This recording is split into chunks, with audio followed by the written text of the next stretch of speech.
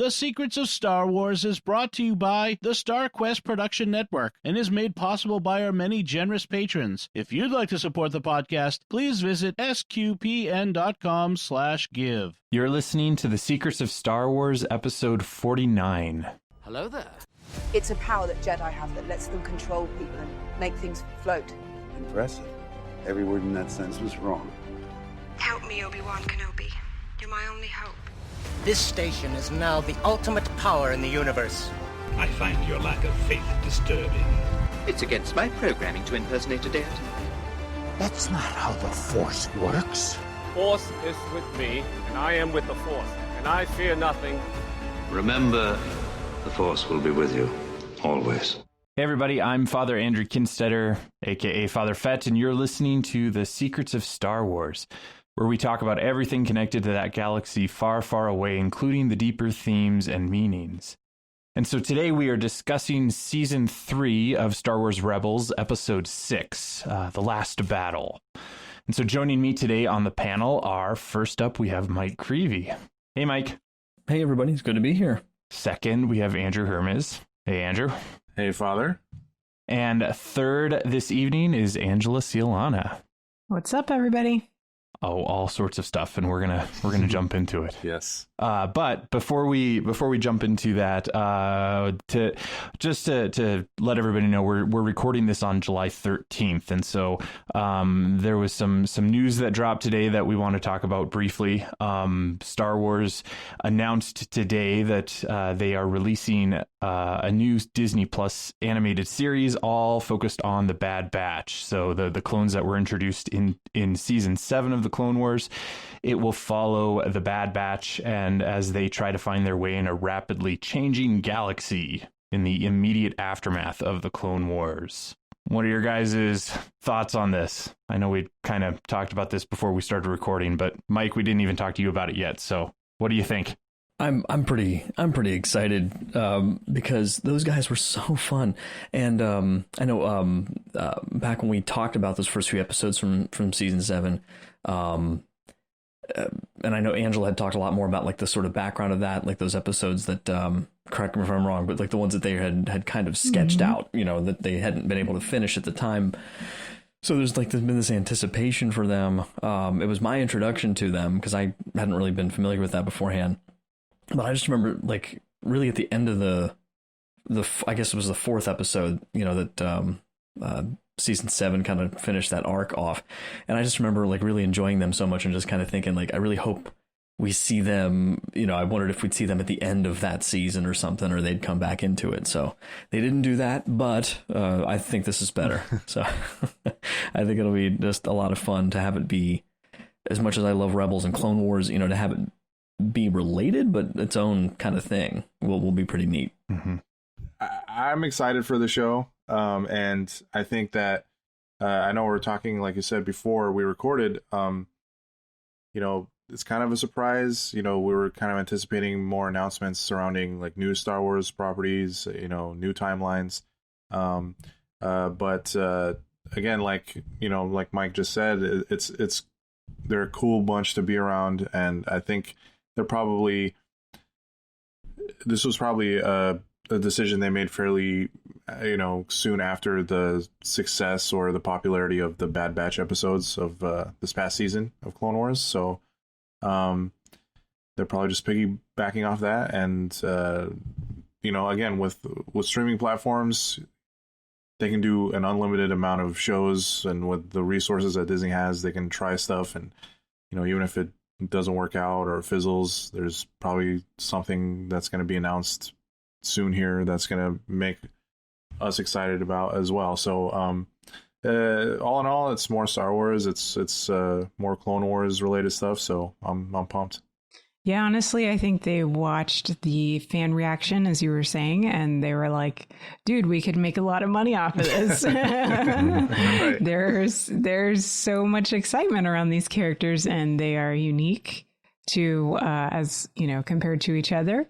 I see lots of action figures and t-shirts and cosplay and all kinds of things in the future. So,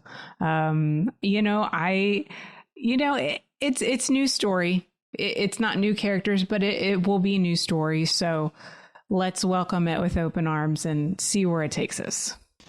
Yeah, I'm also fairly excited for it. It's exploring a little bit of the timeline that we haven't had a whole lot happen in between episodes 3 and 4. And I think it's quite a bit providential that we're talking about a Clone Wars related episode from Rebels when this got announced from Star Wars, because in the episode that we're going to talk about, we deal with even how Captain Rex, dealt with, or he needs closure from the Clone Wars. And so to see how the Bad Batch deals with the aftermath of Order 66 and everything will be really interesting to watch and to see how that plays out and what they do and how they deal with everything. So I think it's surprising. I did not expect that kind of an announcement today, but I think it'll be a lot of fun. The other random thing, since today is July 13th, did you guys realize that today is Harrison Ford's birthday? Ooh. I did not. Happy birthday, sir. No. Happy birthday to Harrison Ford. Han Solo. Also, if I dared jump the chasm here into the Star Trek universe, it's also Patrick Stewart's birthday. Nice. Oh, well, who doesn't like Patrick Stewart? Come so, on. right. So... I'm so tempted to grab this Captain Picard action figure on the shelf out here. I'm tempted to go grab it, but we'll keep it in universe here. Yeah. So happy birthday to both of them, and I thought it was just fitting that today we're doing this podcast. So jumping into the episode from Rebels, The Last Battle. What were your guys' initial impression of the episode? What'd you guys think?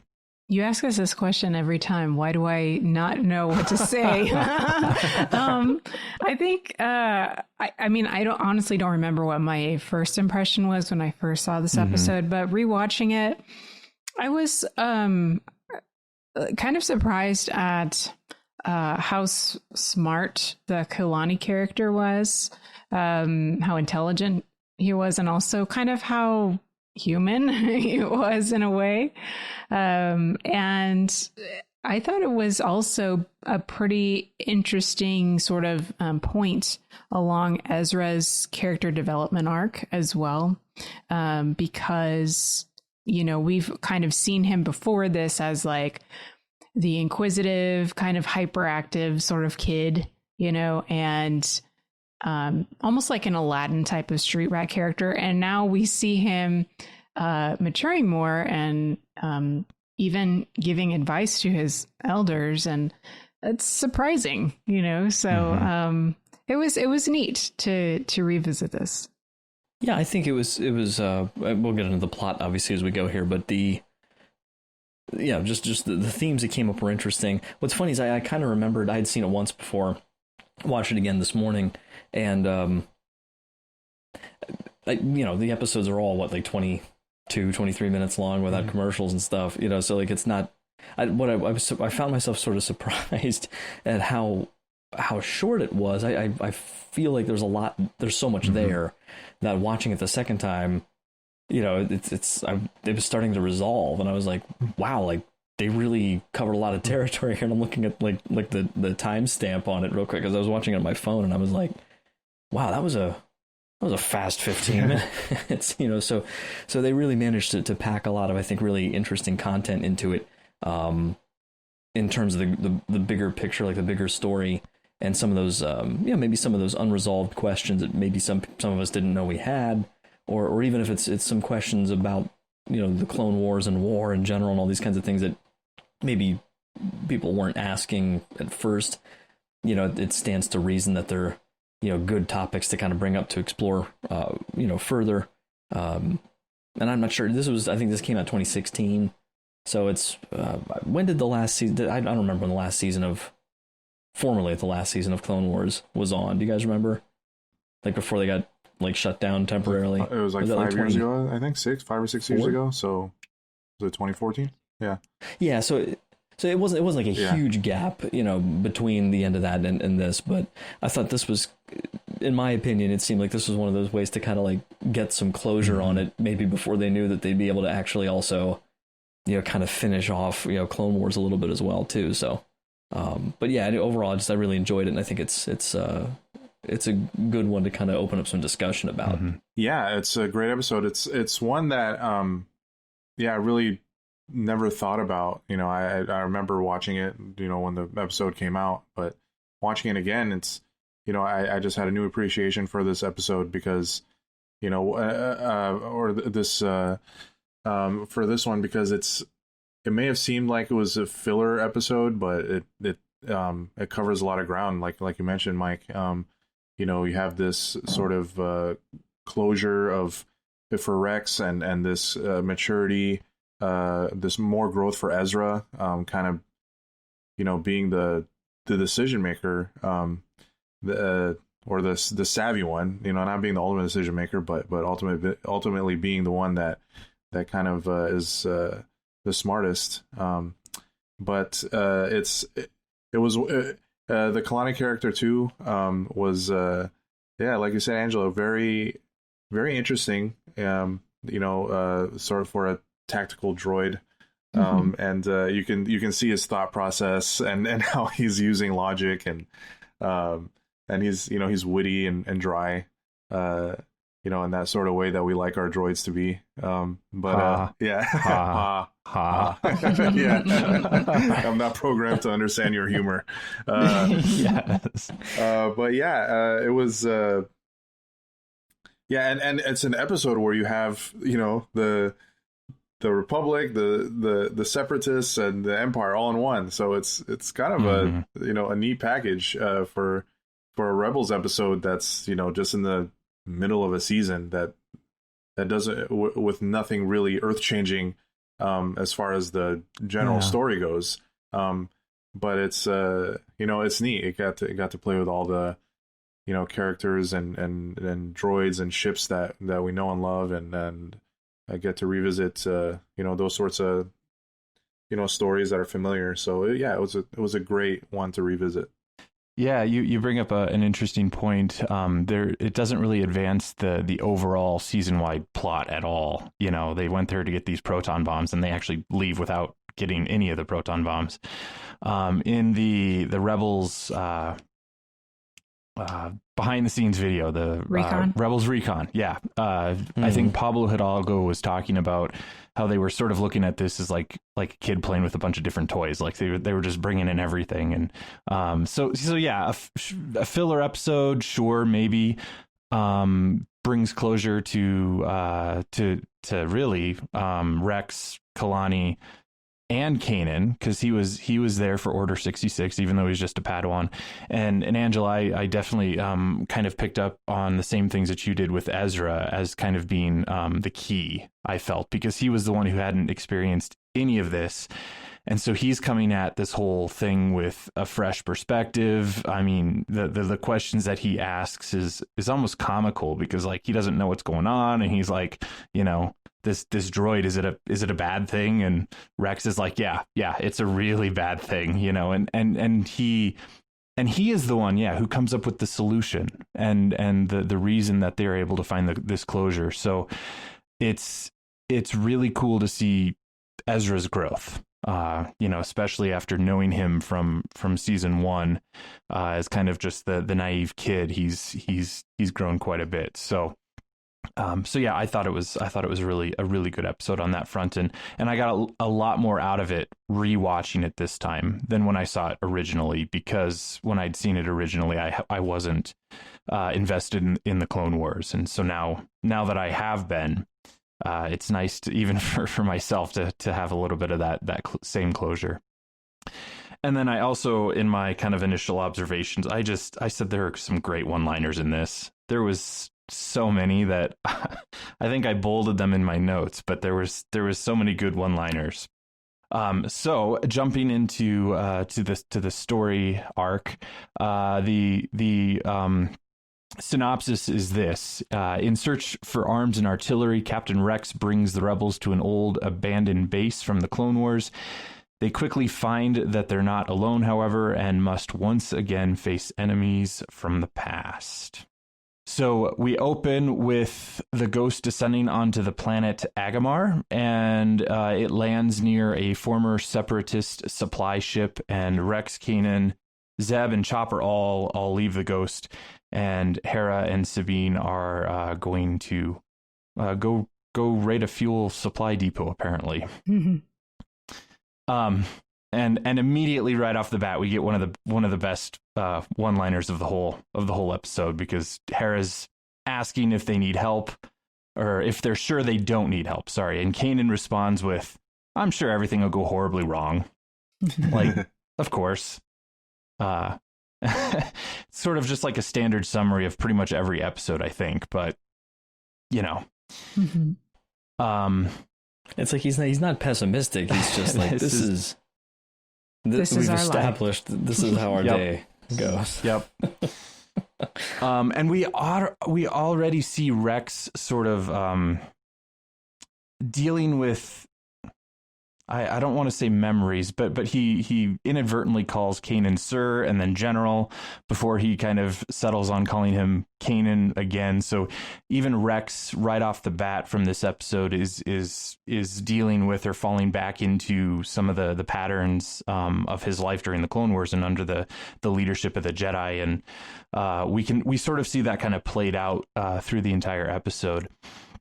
And so they're landing on this planet because Rex knows that there's this supply ship, this separatist supply ship, that hopefully they can find weapons, ammo, and specifically they're looking for these proton bombs that they're hoping that they can find. And as they are walking towards this supply ship, Ezra picks up the head of a battle droid, and we have Rex sort of reminiscing about kind of the old days and calling them clankers, and Ezra comments that they don't really look that dangerous, but Rex makes sure to respond pointedly that they took out many Republic troopers, and points out that they took out many of his friends as well. I think, is that when Kanan says battles leave scars, some you can't see? Yep. Yeah. Yep. Yeah. Yep. Great line. And I thought that was so interesting that well, first of all, the situation, is a reminder to not minimize the pain that other people may have experienced that you never experienced. Mm-hmm. So I think that was a nice sort of microcosm of that situation. But then too, the fact that the blind guy of the group is saying, some scars you can't see. And so again, we're reminded of like Kanan's heightened perception, even as he doesn't have his eyesight anymore. And that's a really good point to make out. They deal very subtly with Rex and PTSD, because he has a lot of emotional scars of fallen brothers and everything, and those scars didn't leave a physical manifestation, but Rex is still very much dealing with them, and I think Ezra kind of grows to see that too. Go ahead. Sorry, I was just going to add, because again, this is we say this like every episode now, but one of those things that now we have this fuller picture, right? Because of the end of season 7, and seeing that play out and how dramatic that was, and all of his brothers there and Jesse, and so it's like, okay, because I hadn't really had that the first time watching it. You knew where it was leading, and you knew what had happened, but it's different when you know it versus when you see it. So like you feel closer to Rex now if you've seen those episodes, I feel like. Yeah, and I think even though Ezra was the one that kind of pushed them, to go through this, ultimately, I think Kanan too, speaking of his, perception again, I think, this is where he's realizing that, they're doing this for Rex, and even later in the episode, he, even though like he might not agree with some of Rex's tactics, he's like, we're just going to do it his way because, he needs this. So it's, I think, like you said, Father, touching upon his PTSD, I think though, his friends and his, those surrounding him are realizing what parts they need to play in order for him to to kind of evolve from this. Yeah, and I think that's a crucial point, that especially when anyone, not just Rex, but we ourselves, anyone who has those deep emotional wounds, really the only way to heal and the only way to move forward is to not repress them, to not ignore them, but to acknowledge them and I mean, deal with them, take them to prayer, talk them out with a spiritual director, counselor. For Rex, I guess that means participating in a war game, but acknowledging that there is that closure that's needed and that healing that's needed, and to go there, even if you don't really want to, which both Kanan and Rex, I'm probably reading into this, but they didn't want to engage in the war game, and it was Ezra who kind of pushes for it. And I think ultimately that helped both of them find that closure and lead down the road of healing for them. And Kalani is a droid, so I guess he doesn't really need healing, but they humanize the droids too, so he probably needed it too. But that's a interesting and a crucial part of this whole episode, and that's definitely coming up, because they haven't, at this point in the episode, they're still just they've approached the separatist ship, and Rex notices that they do have the proton bombs that they're looking for, and Chopper, he hears a battle droid, and I didn't catch it until I had the closed captioning on, because there's actually one of the battle droids that says, I think, Roger, Roger. And so Chopper hears it and goes off. And the rest of the group, they get captured by the droids, by a ray shield, and the battle droids all surround. That's a ray shield. Yeah. That's a ray shield. I loved Ezra's inquisitiveness. Like he kept asking about everything. I think, and it was at this point that one of the battle droids says, Roger, Roger, and Ezra's like, wait, who's Roger? Who's Roger? Who's Roger? Who's Roger? They got so many fun jabs into the prequels, and like in a loving kind of way. Like even like the ratio, I couldn't help but remember, every time I watch episode 3, it's just such a kind of a goofy line from Obi-Wan. They're like, wait a minute, we're smarter than this. But you get that same kind of like thing with them, like, oh, okay, here we are. And like as Rex is telling them about it, they get in ray shields, like, okay. And then another great line from the droids is they stun the whole group, and as they're walking away, you can hear them talking to each other, and one of them's like, we haven't captured anybody in years. And then the other's like, we haven't captured anyone ever. What do you guys think of, I can't help but, and I think a lot of people online as they're reviewing these episodes have compared these droids, or even just the droids of the Clone Wars in general, to those of episode 1. And in the Clone Wars and in this one, they are quite a bit more humorous and human, if you will. Mm-hmm. And in episode 1, they were more professional and, just kind of there. Yeah. Serve a purpose. Well, they're still a little goofy, like when Qui-Gon confronts them, just trying to walk past them, and he's like, we're going to Coruscant, and he's like, that doesn't compute. But like they're more robotic, Yeah. And yeah. They even show up briefly in Resistance too. For those who haven't seen it, that's a fun little. I'm like, man, those things they're still out there. Like decades later, like, come on. Well, yeah, I think I much prefer, obviously, the way Rebels and Clone Wars handles them, because again, like you mentioned, it's humanizing them in a way, and adding humor, that humor aspect to it, and maybe all these years just kind of being isolated and malfunctioning, maybe that just kind of became an evolution of their AI or whatever, and gained a sense of humor. But yeah, I do much prefer how they're handled in the animated series. Yeah, I agree. I like the humor, and it's sort of appropriate for an animated show. I mean, it feels right. So the group gets captured, and here we sort of have the most prominent sort of PTSD moment with Rex. He wakes up and sees the super tactical droid, and immediately, thinks that he's in the Clone Wars again, and doesn't quite, know what's going on or where he's at. He even turns to Kanan and calls him Cody, which, a friend of his, and of course the clone trooper with Obi-Wan who turns on him in episode 3. And Kanan actually has to kind of talk him down and bring him back into the present, and to help him kind of remember, where he is, and root him in the now. At that point, Rex, is able to kind of come back to himself and recognize where he's at and everything, and confirms to the group that it is a super tactical droid, and that's where Ezra asks, is that bad? And he's like, yeah, it's really bad. The droid is extremely intelligent, is what he says.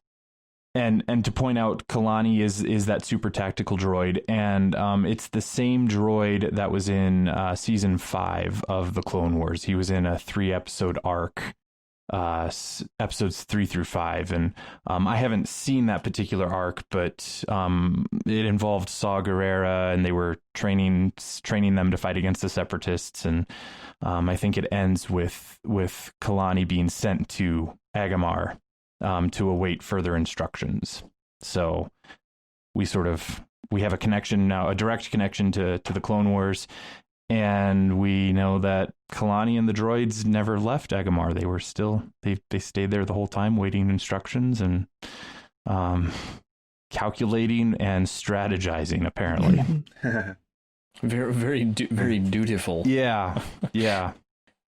Can I just say one thing quick, Father, about the, because I'm sure we'll explore it more, but just, I found that very touching with and powerful with Rex and the sort of, the flashback, I guess you could call it, like the name, misfire. And it's interesting because it hits a little close to home for me personally, because I was deployed in 2008. But while I, looking back on it, I was very, very blessed. I was very fortunate. There were a couple of close calls, but nothing, knowing now what I didn't know when it was going on, it could have been a lot worse, could have been a lot closer. But there's a lot of my friends, a lot of people in my unit, my brother and some of his friends as well, like just through that community, that weren't so lucky, weren't so fortunate, that still carry those scars, in a lot of ways, or might have those moments. And what's always interesting to me about it is, like, every time I reflect on it, it's interesting how absolutely, like, ubiquitous war is in human history, for one thing, and in one sense, it as terrible and awful as it is, you'd think in one sense we should be used to it by now because it's always there, right? But by the same token, it's interesting how, like, the way it affects people psychologically, to me, always just feels like proof that it's not supposed to be. Like it's like fundamentally, this is not, the way God intended this to be, that there's something missing here, and you can see just those weird little things it does where, like, people forget what timeline they're in. It's just so disruptive in addition to its obvious destructive nature.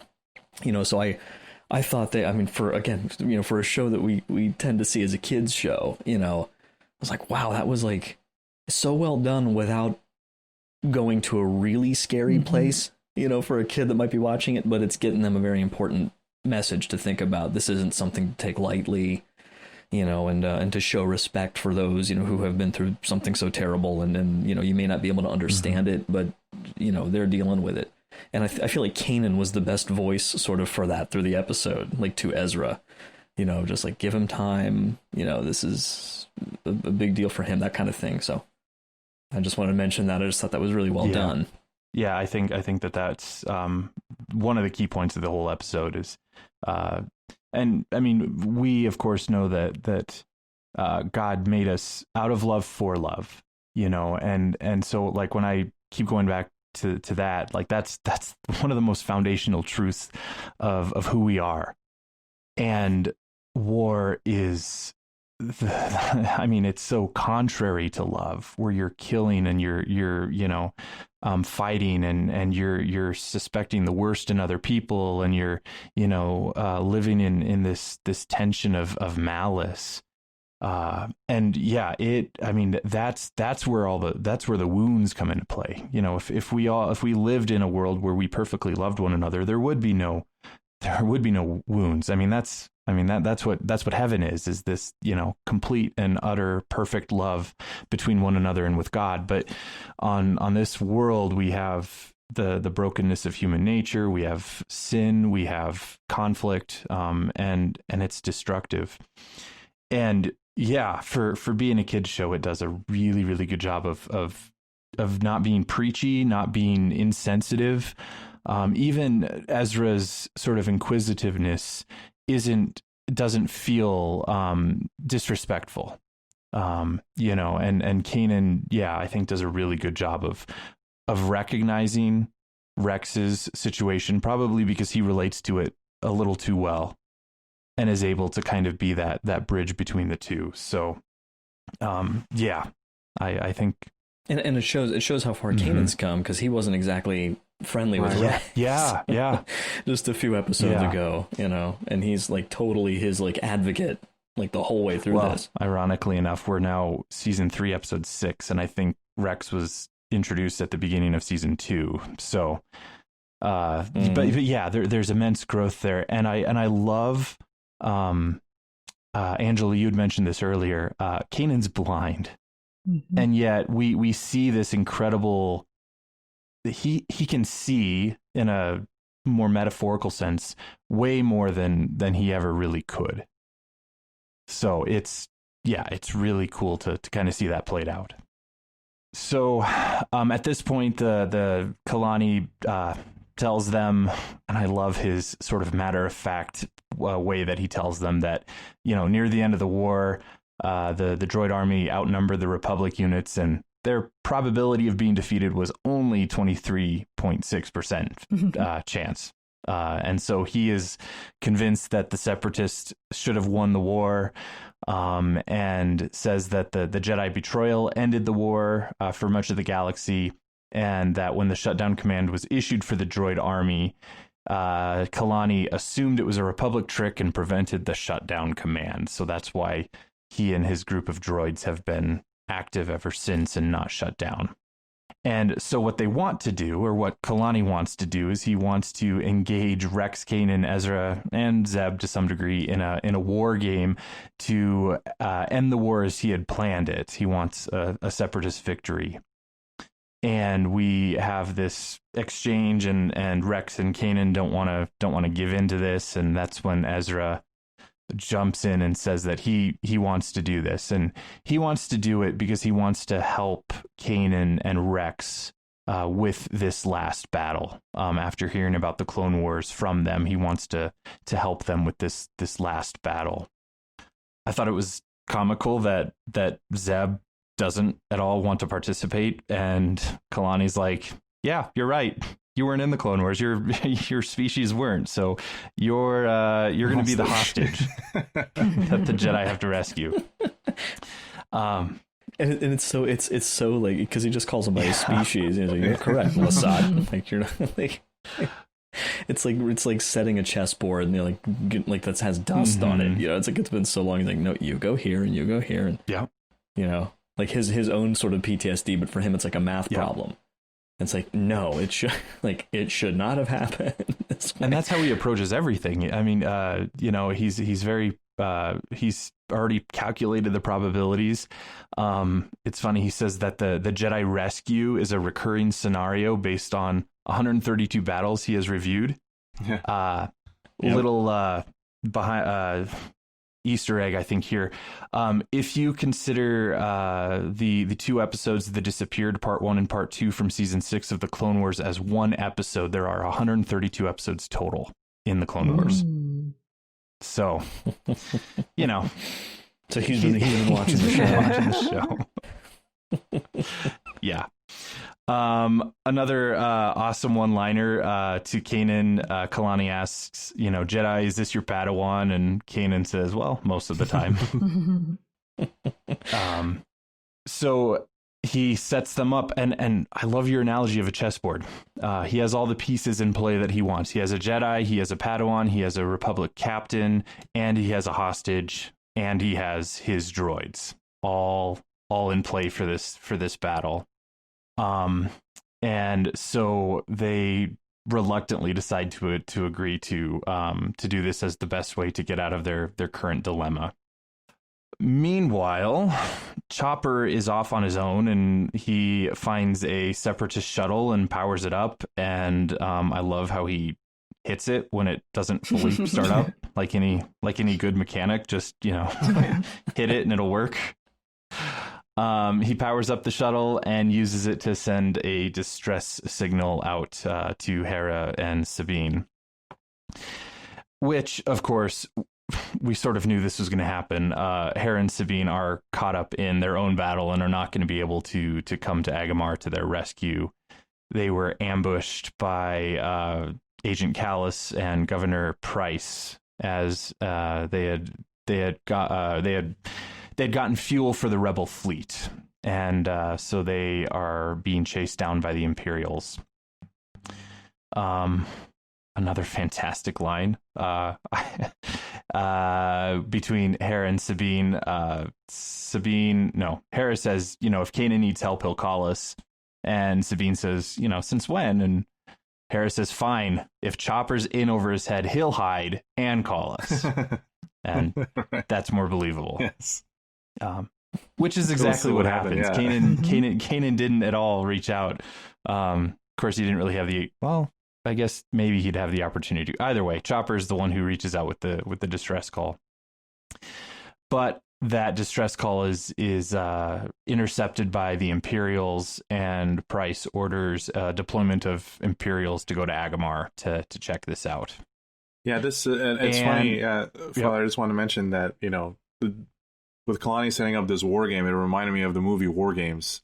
If I don't know if any of you have seen the 1980s movie with Matthew Broderick, about this hacker he's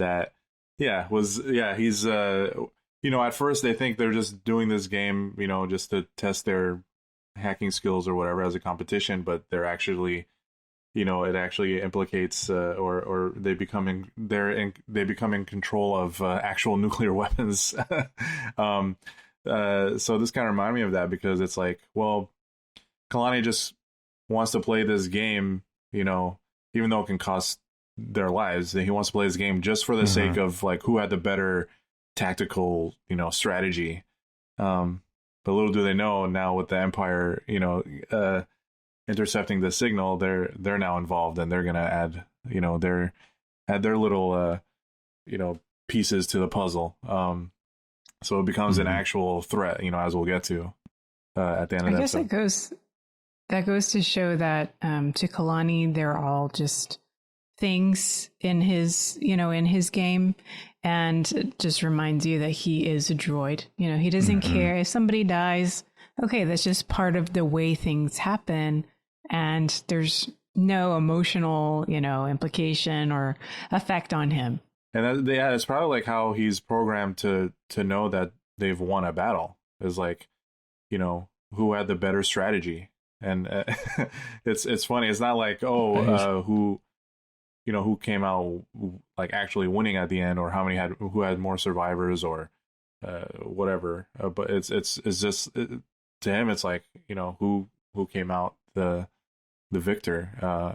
Strategy wise, it's very interesting. He comes off as it's just like it's an ego trip. He's just trying to flex his own muscle. But as a droid, it's like, well, what muscle does he have to flex? He just has to be programmed that way. Yeah. he's math and reason is all that he has, and they sort of point that out a little bit later once they're on the same side fighting against the Empire, and Kalani says to Rex,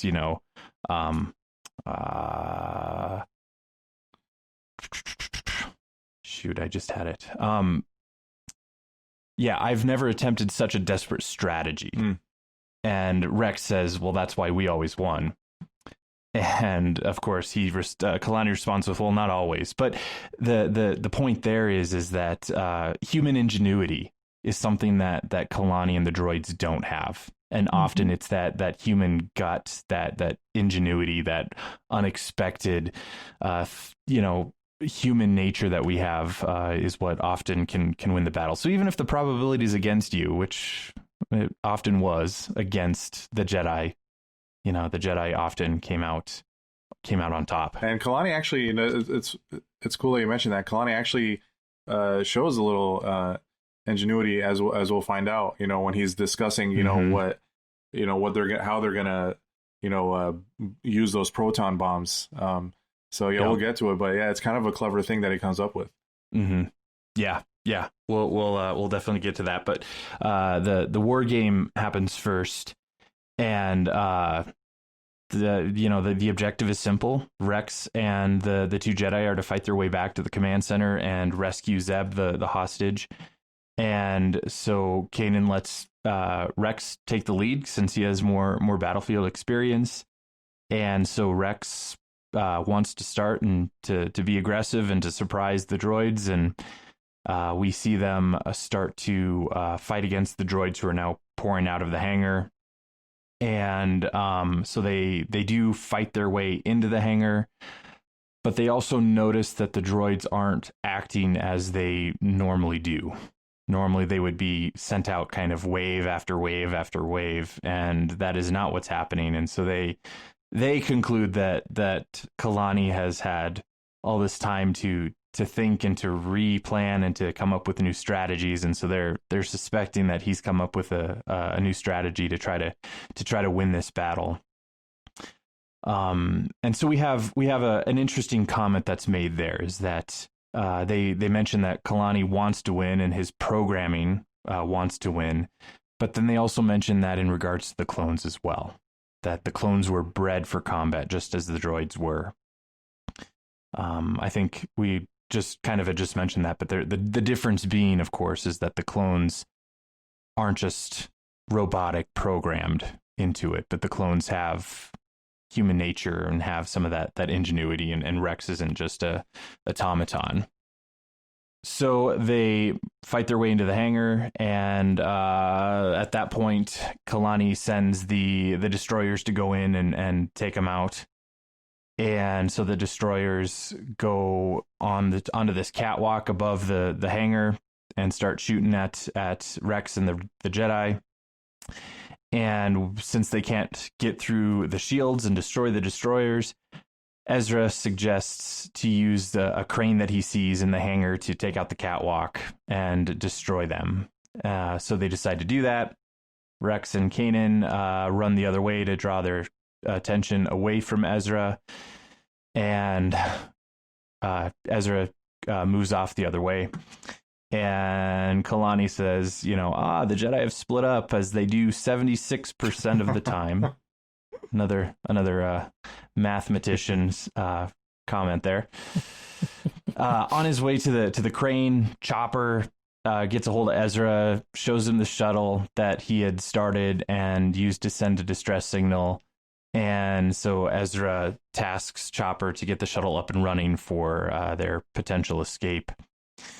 And that was an important plot point moment, too, because that took Ezra away from his task, and Ezra didn't think anything of it.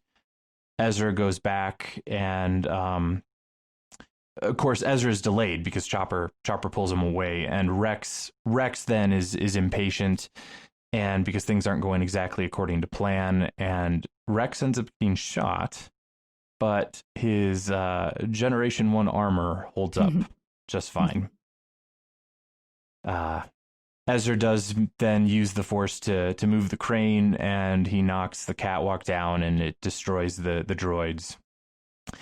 And we have, once Ezra catches up with Rex and Kanan, we have another sort of moment with Rex. He's visibly angry with Ezra for deviating from the plan and for, causing things to kind of not happen as Rex had thought. And he tells Ezra that they need to win by strategy and discipline.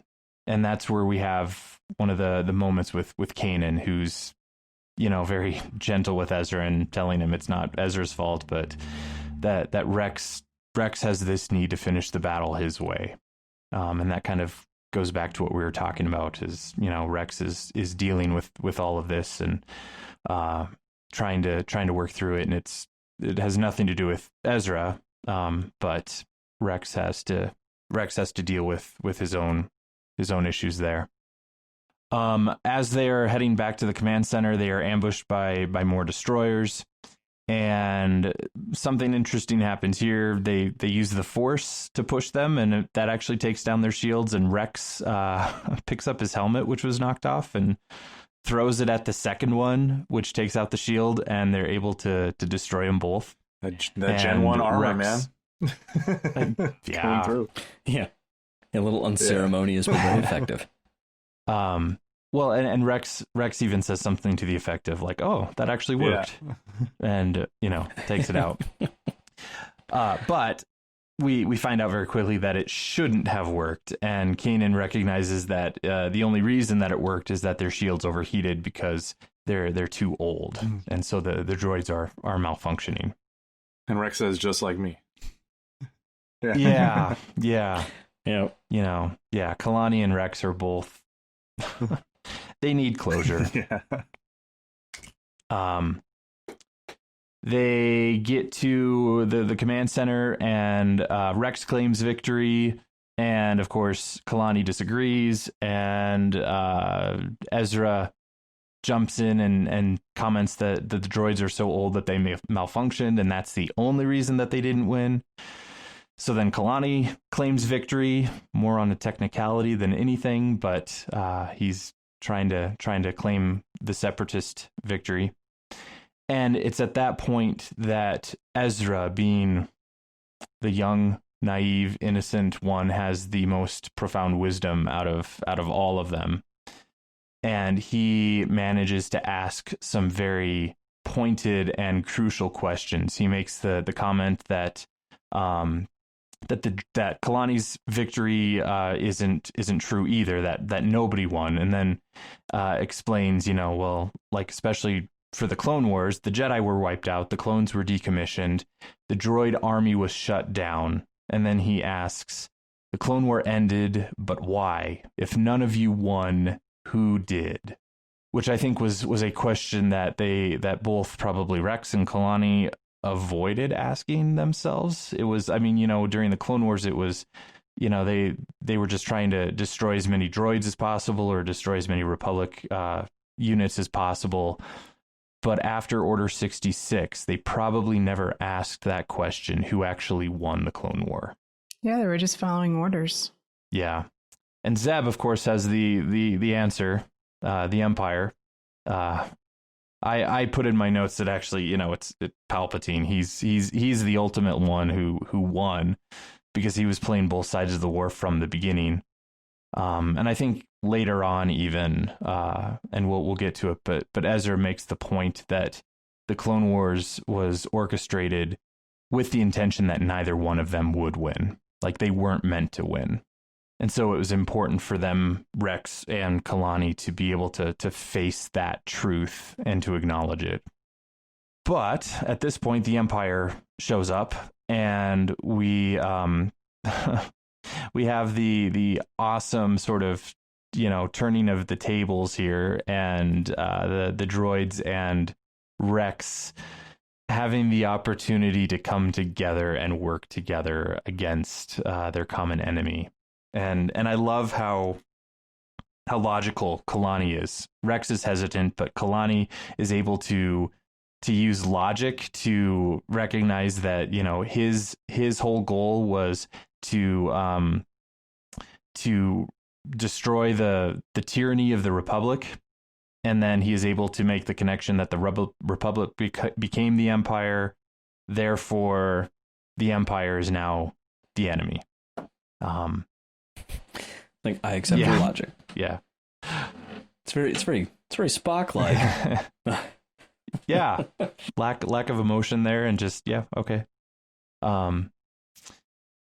So they decide to, well, I guess they don't decide to work together quite yet, because first Kalani needs to determine whether or not the Empire is a threat.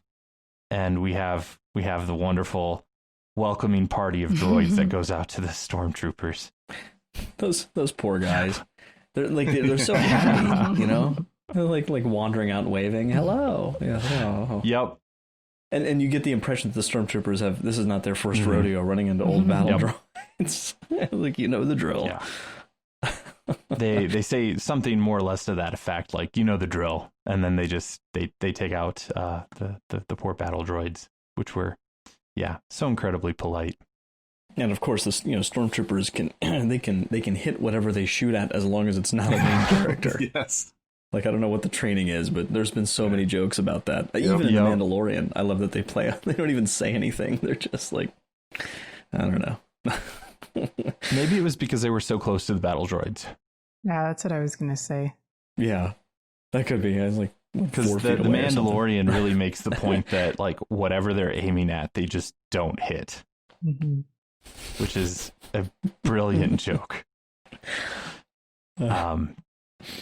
So yeah, that little skirmish convinces Kalani that the Empire is indeed the enemy here, and so they decide to team up to escape. And so they come up with this strategy that is not perhaps reasonable or rational, but those proton bombs they decide to use. And they, throughout this whole thing, they also sort of make the same sort of joke with the battle droids that they also are terrible shots. Yeah. And so they decide to roll these proton bombs towards the walkers, which are approaching. And the battle droids, rather than firing at the bombs to explode them, are going to fire at the Jedi, who are going to redirect the blaster bolts to hit the proton bombs because they are accurate. And that will ignite them and destroy the walker, which is exactly what they do. And it works amazingly according to plan. I kind of chalk this up to that this was just a random little battalion of Imperial troops. Like, Agent Callus wasn't there or Governor Price wasn't there. So, like, yeah. This little group of the Imperials were just kind of meant to come out on the worst end of this fight. Yeah, they didn't send their varsity team. That's for sure. Yeah. No. So they take out a walker this way, and meanwhile they are going to 3 of these separatist shuttles that they have in the hangar to escape. And because they're able to destroy the first walker, they're able to escape the hangar, except for one of the shuttles. The first shuttle with just a group of battle droids is shot down. But both Kalani and a group of battle droids, and Rex and Kanan, Ezra, and Zeb and Chopper, all on the other shuttle, are able to escape and get off world. And at that point, they have this dialogue with Kalani, Rex and Kalani and the group, and that's where they're able to sort of synthesize this whole battle. And that, you know, that it actually, Rex, I think, says that, you know, we all just won the Clone War, and Ezra was the one who ended it, because Ezra was able to bring the Jedi, the clones, and the battle droids all together, you know, to work together and find the middle ground that throughout the entirety of the Clone Wars they couldn't do. And Ezra points out that all he did was point out that none of them, the Jedi, the clones, or the droids, were meant to win. You couldn't win.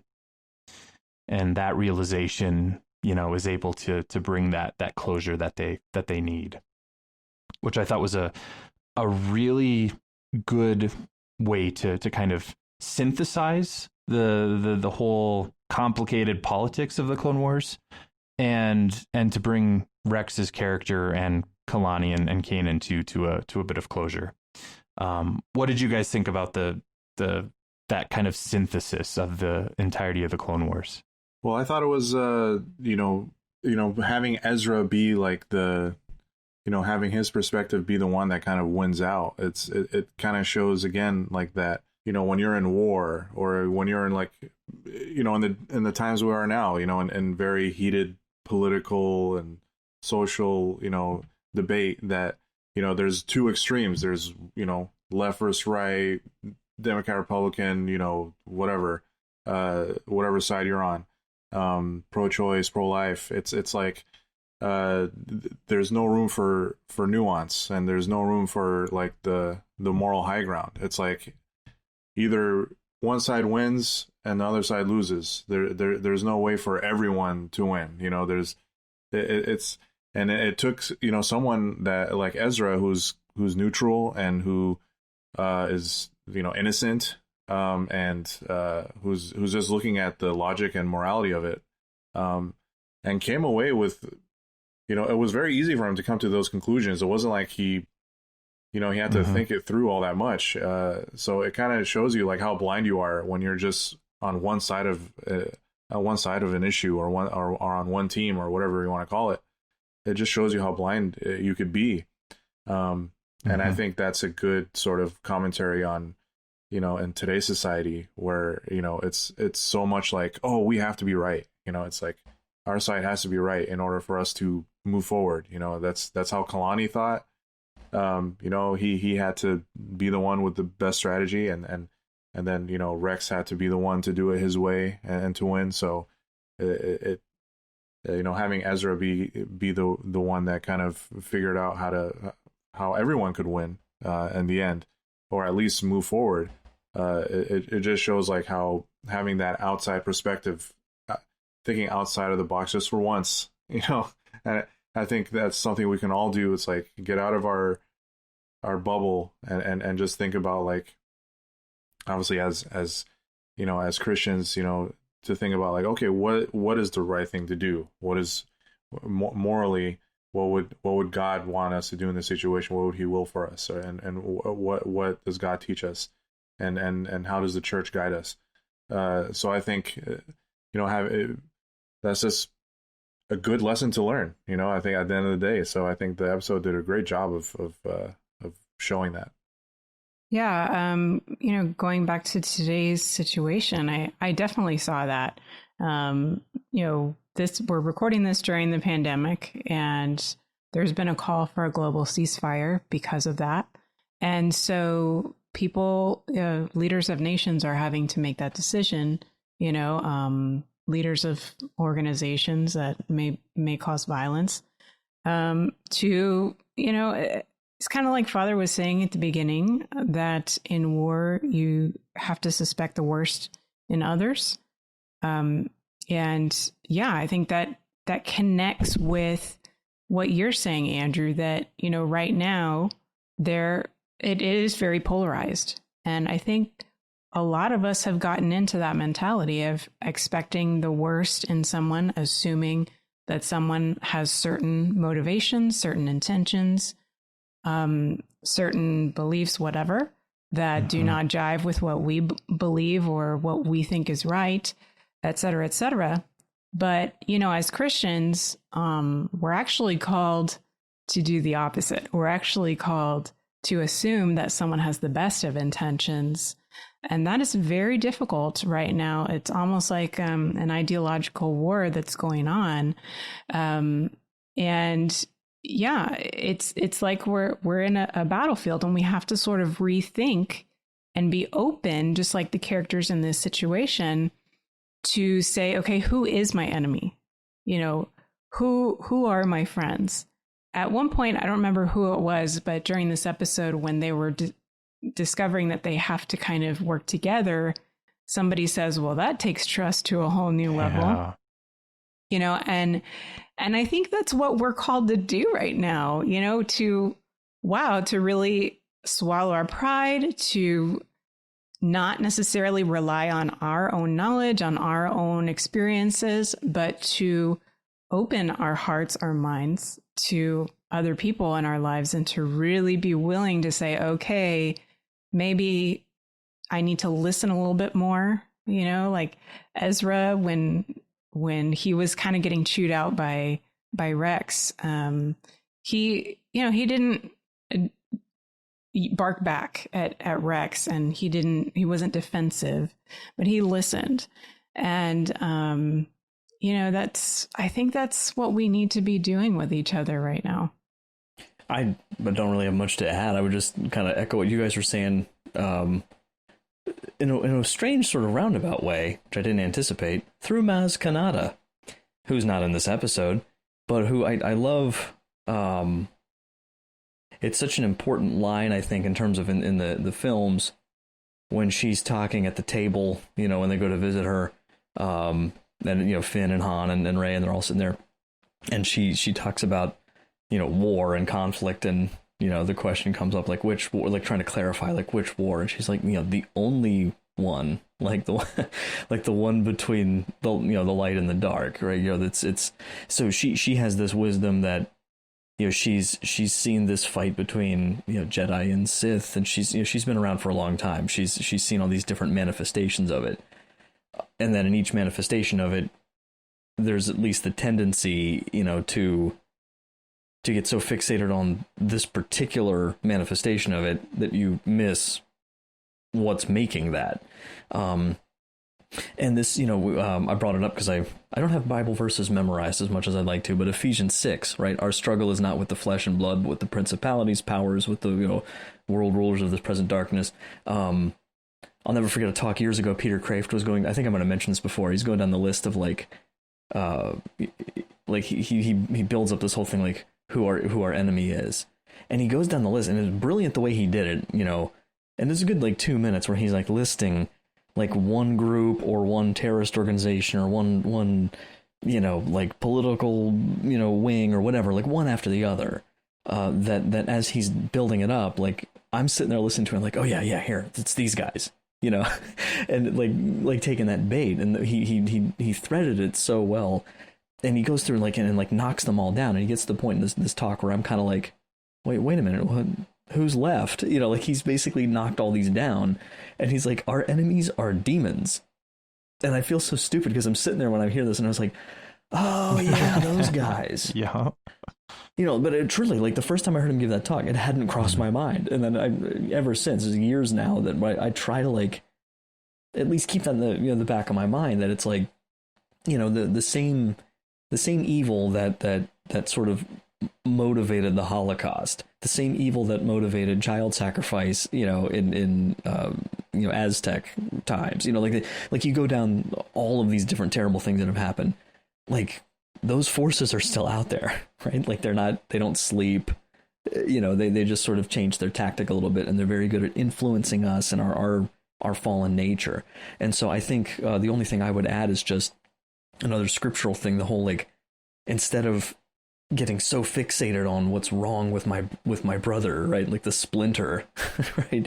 Versus the wooden beam in my own eye, which, you know, of course is not to say that, you know, we can just go around saying like everything's okay and every opinion is valid and like, well, no, like there is evil, and there are things we need to resist, and there are arguments we need to be making, and you know, but for the sake of convincing, you know, our brothers and sisters who might be going down a particularly vicious path, not just to say, oh, they're like an evil person and their opinion doesn't count at all, and I'm just gonna, you know, blast them, you know. So again, kids show, right? But like a tremendous amount packed in, and I think so important to have it be, you know, how old is he? Like 15, 16? I think he's like 16 at this point. Not that many 15 or 16-year-olds are that wise, because I work with them, and a lot of times they're not. I love them dearly, but yes. but sometimes that tremendous moment of like, they say something and it's like, yeah, wow, mm-hmm. Yeah, you got that idea from me, right? Like, so I just I guess what I'm saying is I love Ezra, and we need to see him again somewhere. It's a tremendously important contribution he's made, in a pretty powerful way. I think that they pulled that off. Like, he legitimately ended the Clone War. Yeah. I fully suspect we'll see Ezra again. Oh yeah. His story is not completed. Mm-hmm. No, I think everything that you guys have been bringing up is absolutely fantastic and so true. And, part of what makes any fictional story great is that it sort of is a commentary on our lives without it being preachy or, explicit, especially, science fiction. Like I want the escapism of Star Wars, but I also love how it subtly comments and informs and enlightens, how we are called to live. And, this whole battle, the whole Clone Wars, is just if you look at it through that spiritual lens, it's really fascinating to notice that Palpatine, who is a very visible representation of Satan himself, and he's the one pulling the strings and making the clones, look at the droids as the enemy, and the droids look at the clones as the enemy, and completely be oblivious to the one pulling the strings. Even the Jedi were oblivious to Palpatine's manipulations, and so for Ezra to kind of sort of synthesize that and point out that, you're fighting amongst each other. You weren't meant to win. Neither of you, none of you. Really, the only one that wins is the Empire, or, more specifically, Palpatine himself. And, and so if we as humans get so caught up in looking at, the faults of one another and bickering with one another and not recognizing that ultimately we're all called to, sure, we have difference of opinions, but we're all ultimately fighting against the same evil. But rather, many of us fall into fighting one another and not recognizing that inherent goodness in one another, and that, what we're called to do is to fight against the demonic activity, the satanic and the true evil that exists in the world. For being a 20-minute animated episode, it subtly comments on that, and it's pretty profound, for sure. The end of the episode ends with Kalani predicting that the rebels have less than a 1% chance of successfully staging a rebellion against the Empire, so he decides not to join them. Just love how nonchalantly he says that. I think it was again in the Rebels Recon. Yes. Why can't I remember that tonight? I want to say again, it was Pablo Hidalgo, or one of the interviewees said that potentially Kalani was, maybe after the destruction of the first Death Star, he would have reevaluated that probability and then maybe determined to come and help the rebels if he thought that they had a higher percentage of winning. But I don't think we ever have a follow up of where Kalani goes after this episode. Yeah, maybe he didn't know where that hole was they had to shoot through. Maybe he didn't have all the plans of the Death Star. No, because he would have been part of the Separatists, so he would have had no access to the Imperial records. And of course, the crew connects with Hera and the Ghost, and that shuttle that they get becomes the new Phantom.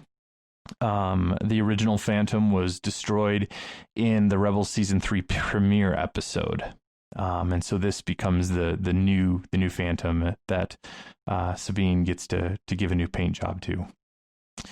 And then to just kind of conclude the episode, the very end credits, the logo is actually stylized as the Clone Wars, and the music is the same from the Clone Wars. So I don't think I caught that the first time, but today I was like, that's sweet. I definitely didn't catch it the first time.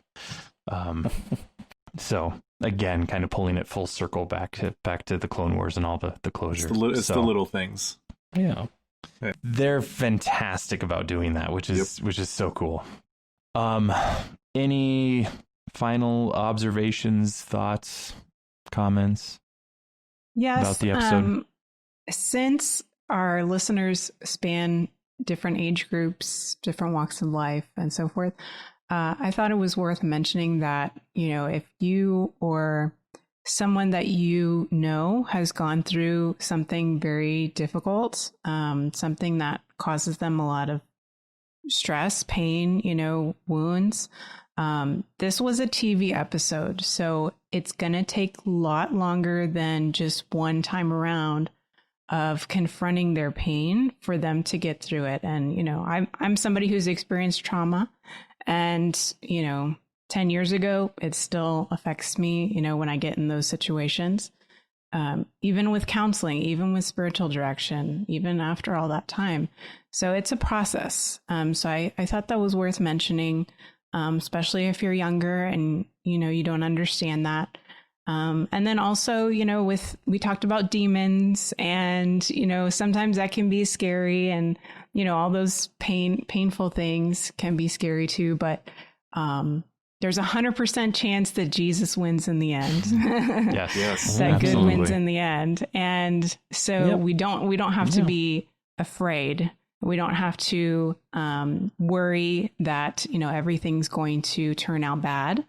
But we're called to be part of that, that solution, because we're on the side of Jesus. So. Amen. Very well said. Thank you, Angela. Well said. Yeah. And of course, the one thing that I would add is if you are going through something like this that is painful, or you're not sure, how to deal with it, know that you're not alone.